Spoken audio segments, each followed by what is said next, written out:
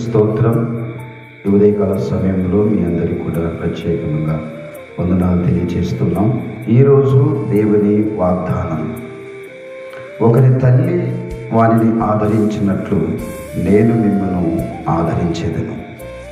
యెరూషలేములోనే మీరు ఆదరించబడెదరు. యెషయా గ్రంథం 66వ అధ్యాయం 13వ వచనం.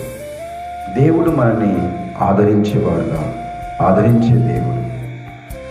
దేవుని వాక్యములో సెలవిచ్చినట్టుగా తల్లి వలె తన బిడ్డల్ని ఏ విధంగా అయితే ఆదరిస్తుందో, మరి శ్రమలలో, కష్టాలలో, కన్నీటి మధ్యలో ఆదరణ లేక, నెమ్మది లేక, గాలివాన చేత పట్టుబడి అయ్యో నా బ్రతికి ఇలాగైపోయిందే అని సమస్య చేత కృంగుతున్న ప్రియ దేవుని బిడ్డ, ఈరోజు దేవుడు నీతోనే మాట్లాడుతున్నాడు. దేవుడు నిన్ను ఆదరిస్తాడు. ఆయన దేవుడు నన్ను ఆదరించిన దేవుడు నిన్ను ఆదరిస్తాడు. అయితే యెరూషలేము అనగా సంఘములో దేవుడు నిన్ను ఆదరిస్తాడు. ఉదయకాల సమయంలో ఎట్టి శ్రమలలో ఉన్న వారినైనా దేవుడు ఆదరిస్తాడు. మరి ఏ శ్రమలో, ఏ బాధలో ఉన్నావో ఆయన ఒక తల్లి వలె నిన్ను ఆదరిస్తాడు. సంఘములో దేవుడు ఆదరిస్తాడు. ఆదరించే దేవుడు ఆయన కనుక నీ బాధలు, నీ కష్టాలు అంతా ఆయన చూస్తున్నాడు. ఎవరు చూడటం లేదే, నా బాధను, నా వేదన ఎవరు పట్టించుకోవటం లేదే అనుకుంటున్నాయేమో. ఖచ్చితంగా దేవుడు చూస్తూ ఉన్నాడు.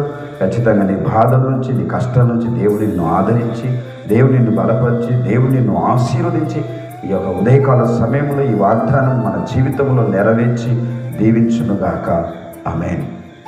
కళ్ళ నుంచి కళ్ళు మూసుకుందాం, ప్రార్థన చేసుకుందాం. ప్రేమ కలిగిన మా తండ్రి, పరిశుద్ధుడైన యేసయ్యా నీకు స్తోత్రం. నేను ఈరోజు మీరిచ్చిన మా వాగ్దానం బట్టి నీకు స్తోత్రం. ఒకరి తల్లి వారిని ఆదరించినట్లుగా నేను మిమ్మల్ని ఆదరించేదని అన్నదా. నువ్వు ఆదరించే దేవుడివై ఉన్నావు ప్రభువా.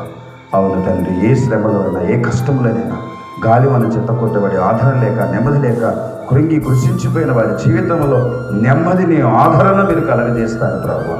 ఉదయకాల సమయంలో ఆదరించే దేవుడు తండ్రి, మీరు బలపరిచే దేవుడునైనా అయ్యా నీ బిడ్డలను మీరు జ్ఞాపకం చేసుకోండి. వాగ్దానం బట్టి జీవితం నెరవేర్చబడ్డకు సహాయం చేయండి. కలతల్లో, కన్నీటి మధ్యలో కృంగుతున్న అనారోగ్యం చేత మరి తండ్రి బాధపడుతూ అయ్యో నాకు బాగవలేదే అని చింతతో, బాధతో ఉన్న వారిని కూడా నైనా మీరు తల్లి వల్ల మీరు ఆదరించి స్వస్థత కలిగజేసి, ఆరోగ్యం ఇచ్చి, బలపరిచి, దీవించమని, ఎట్టి శ్రమల్లో ఉన్న వారికైనా నీ ఆదరణ మీరు కలుగచేయమని యేసయ్య నామములో వాగ్దానాన్ని ఆశీర్వదించి దీవించమని అడిగి వేడుకొచ్చున్నాము తండ్రి.